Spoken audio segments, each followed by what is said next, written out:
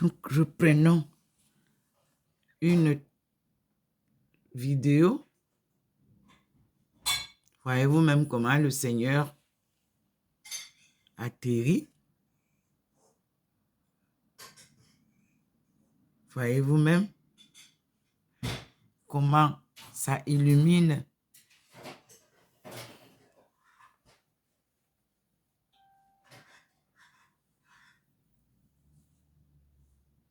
Voyez-vous même, la lumière est là, sur le balcon. Voyez comment ça scintille. Mais vous ne voyez pas la lumière habituelle là qui vient à partir des arbres. Mais si vous regardez au bas des arbres, vous verrez qu'il y a un scintillement.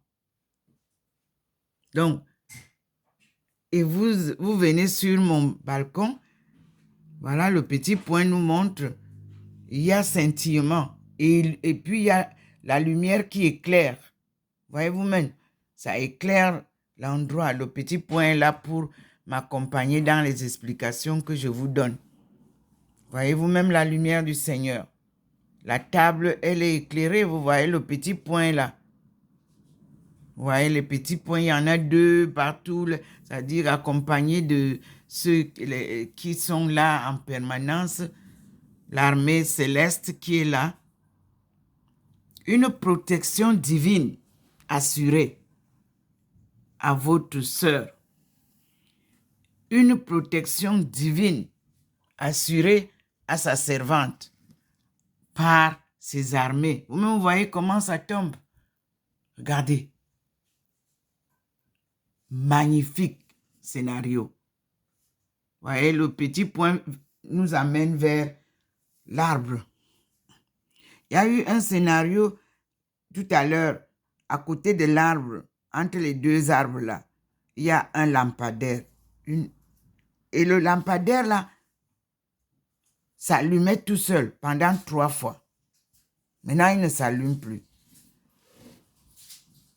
Ça s'allume souvent le soir, la nuit, et ça s'éteint tout seul très tôt le matin.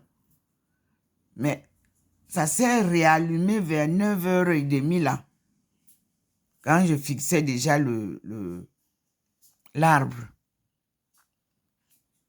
Bon, nous sommes au rendez-vous, comme tous les matins, des apparitions divines à Dr Ndomo Melingi Thérèse.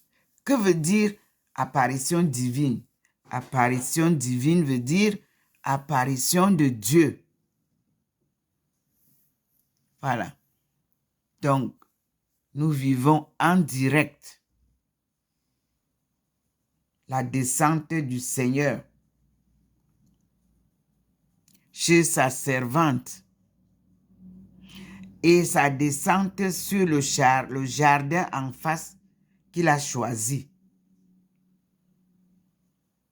Et je vous dis qu'il m'avait dit que je rendrai un lieu saint dans le monde. Et je suppose que c'est Saint-Louis, parce que Saint-Louis a une histoire vraiment profonde de l'humanité. Une histoire de la colonisation, une histoire des guerres entre pays, entre l'Allemagne et la France. Et le rôle de la Suisse dans tout ça. Je vous dis que nous allons découvrir ce que Dieu a décidé de cet endroit. C'est un petit jardin symbolique, c'est-à-dire le jardin d'Éden. Il a pris sa fille native du jardin d'Éden, le Cameroun. Il l'a amenée ici en France, dans les larmes. Il vient maintenant la sortir de l'ombre parce qu'elle est restée dans l'humilité.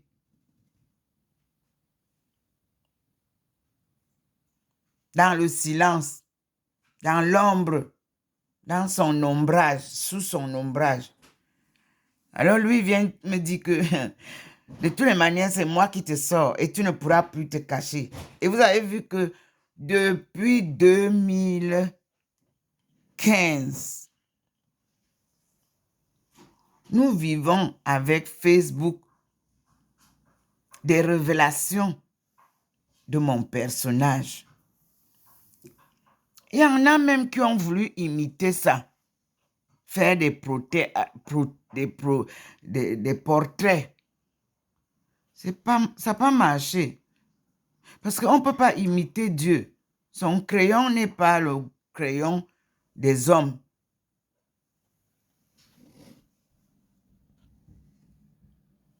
Non.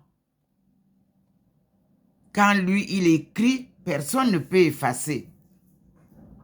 Quand il dessine, personne ne peut copier ni effacer.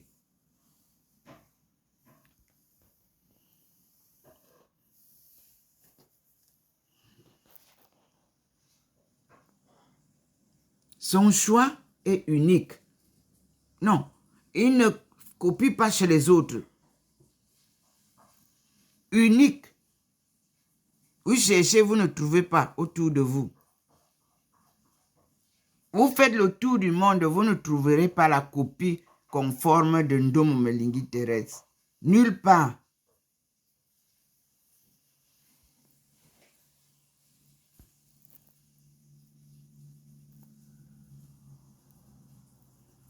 Nous sommes devant l'arbre que le Seigneur nous a montré. Et la leçon, frères et sœurs, compatriotes africains, camerounais, c'est d'apprendre la patience. Et pour observer, il faut rester silencieux pour éviter d'être distrait.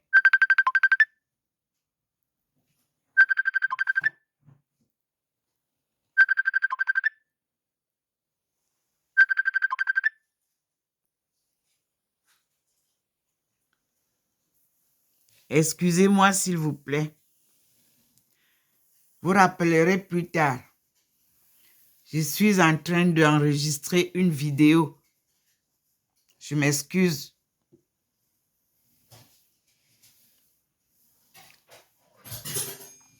Seigneur. Fleur, Viane, bonjour. Je ne peux pas vous prendre, s'il vous plaît, en ligne. Je suis en train d'enregistrer.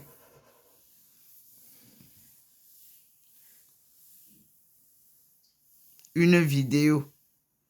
S'il vous plaît, ne m'appelez pas avant 13 heures. Appelez-moi souvent un peu entre 13 heures et 16 heures. Merci. Tout en sachant que les après-midi aussi, parfois, il arrive que le Seigneur apparaisse.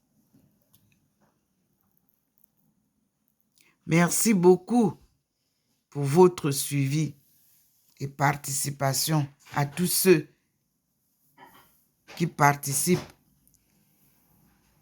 à ces activités de ma mission sacrée.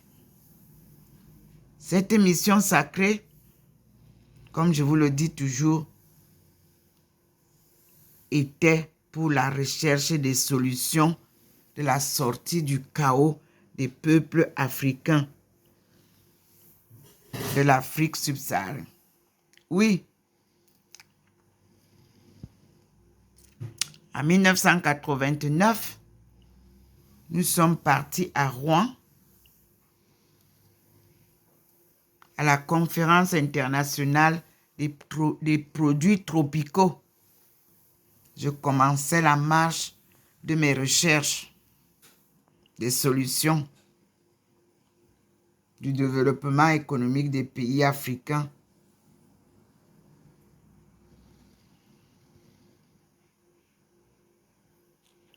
Il y a eu quelqu'un qui est arrivé, parce que les tables sont très longues. Quand vous avez observé la table où étaient M. Poutine et M. Macron, vous voyez les tables comme ça.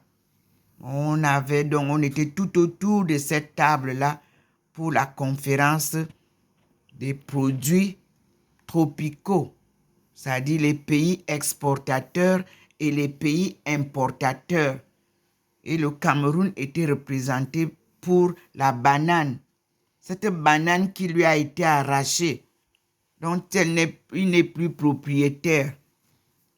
Donc, je faisais partie de ceux qui y étaient. Aujourd'hui, nous avons le ministre du Commerce.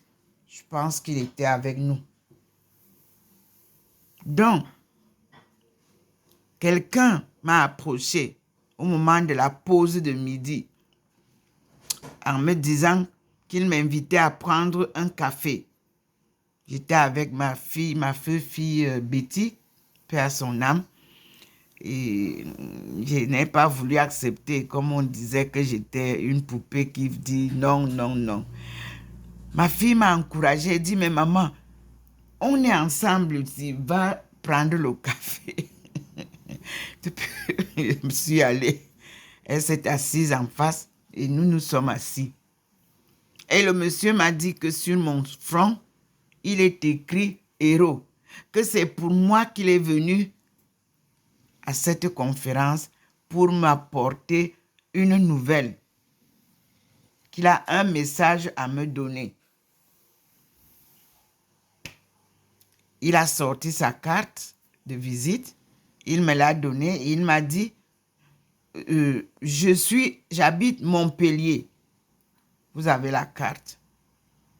Vous rentrez au Cameroun et puis vous retrouvez un moment, revenez me voir quand vous voulez. Je vous donnerai le message.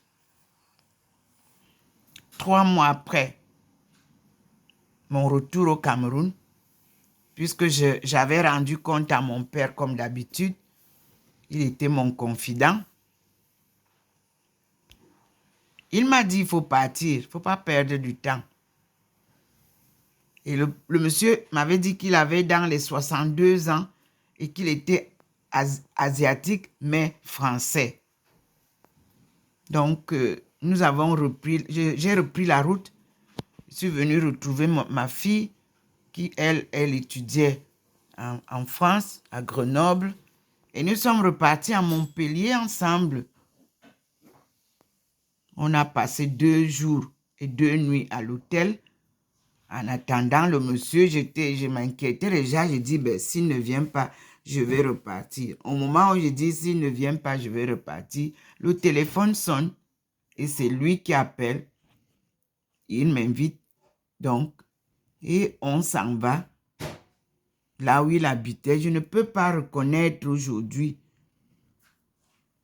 Puis, il nous a reçus au balcon de sa maison, ma fille et moi. Donc, il m'a dit, comme je vous l'ai dit, vous avez une mission. Votre peuple a besoin d'un fils ou d'une fille qui devra aller autour du monde à la recherche des solutions pour le développement de votre continent. Et vous avez été choisi pour. Quand il a dit comme ça, j'ai senti comme si deux pierres s'appuyaient sur mes 2 épaules.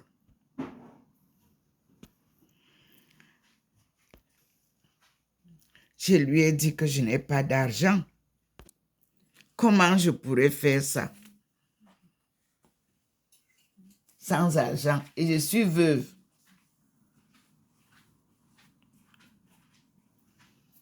Il m'a dit que celui qui t'a choisi pourvoira à tout. Pauvre petite fille d'esclave. N'aie pas peur. Alors, j'ai voulu insister que, est-ce que vous pourriez donc m'assister pendant que je serai à la recherche parce que je n'ai pas les moyens. Est-ce que je peux avoir au moins vos conseils, mes frères et sœurs? Il m'a dit que personne ne pourra t'accompagner. C'est celui qui t'a choisi qui t'accompagnera. Eh oui, il m'a dit, n'aie pas peur. Tout ce dont tu auras besoin, il te donnera. Je vous dis que mes frères, rien n'est plus puissant que Dieu. Vous m'excuserez parce que depuis que j'ai commencé les vidéos, je jeûne. Courte journée parce que comme je ne peux pas tenir toute la journée, mais au moins, je me prive. Donc le Seigneur a conduit sa fille qu'il a choisie. Et me voici dans la mission. Et nous sommes en train de terminer cette mission-là, ensemble maintenant. Parce que la phase-ci, c'est la phase postdoctorale. Et on ne peut pas faire ça sans vous, Africains. J'ai besoin que vous preniez conscience et que vous me suiviez. Parce que moi, j'ai fini la formation. La Chine m'a très bien formé. Et c'est seule la coopération Chine-Afrique qui vous sortira de là, qui vous aidera à comprendre. Mes frères et sœurs, ce n'est pas facile suivre Dieu. C'est un marathon sans compétition. Vous ne courez pas, vous marchez. Et c'est lui qui dessine le chemin. Il trace votre parcours. Donc, mes déménagements, mes changements de pays, si je vous dis que je me réveille un matin et je décide que, bon, je vais aller à tel endroit, non. Ça vient comme, aïe, soigne ganvongu, aïe, soigne velvesu, naz kormintomba, yesuzanga karbe yerbona, kelnemiano mintomba. C'est la course là que je fais. Partout où vous êtes, il faut que j'y arrive pour vous récupérer, pour que nous retournions là où coule le miel, là où l'or abonde, là où le diamant est à gogo, le plus riche continent du monde ne dépasse pas l'Afrique, c'est l'Afrique, mes frères et sœurs. Donc, vous voyez, c'est très fatigant ce que je fais. Depuis que les apparitions ont commencé, je n'ai pas 5 heures de sommeil. Et quand il arrive, je dis que c'est parce que je sais m'habiller, mais sinon, parfois, vous vous retrouvez vraiment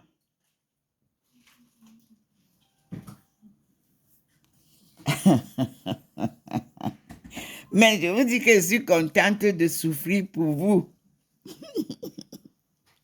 Et je dis, soyons heureux et reconnaissants au Seigneur.